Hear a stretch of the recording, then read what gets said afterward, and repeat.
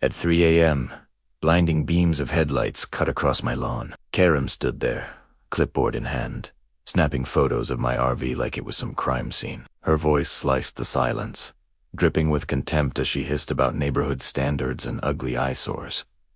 She didn't it. Kari. Tudit was my pride, my retreat, my freedom after years of service. To her, it was nothing but a target. She thought she was untouchable, backed by the HOA as Iron Fist. But what she didn't know was that I wasn't just any homeowner, and my past carried a weight she couldn't imagine. Years earlier, I had returned from deployment overseas. Broken but determined, my RV was more than metal and wheels, it was a lifeline. My children had decorated its walls with photos. My wife stocked it with blankets for cold nights, and every inch carried memories of sacrifice and survival. Buying this house wasn't just about property. It was about giving my family peace after years of chaos. That driveway spot where my RV stood, it was sacred to me.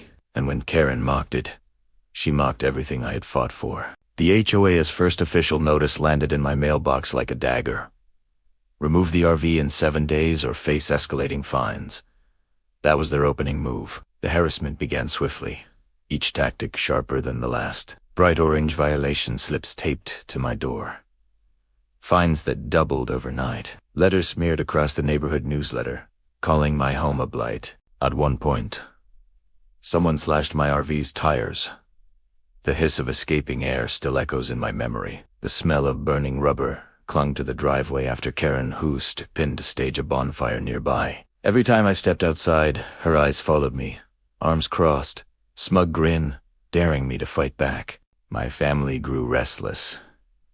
Neighbors whispered. The HOA wanted me crushed, but deep inside, I was no stranger to battles, and this suburban war was one I was ready to fight. What Karen didn't realize was that I had an ace up my sleeve. Years in the service had taught me discipline, strategy, and patience. But more importantly, I had allies. My brother-in-law was a lawyer specializing in property rights. My service record gave me legal protections under veteran housing laws. Quietly, I gathered every violation letter, every photo, every smear. I documented each act of sabotage. Slowly, the tide shifted. Neighbors who once whispered began to nod at me in support. A local reporter caught wind of the story after hearing about the veteran with the RV under fire. And when the flag on my license plate caught her camera's eye, everything changed.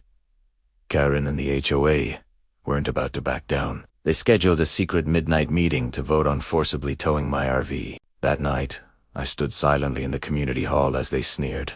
Certain they had cornered me, but I had brought more than Karajai had evidence.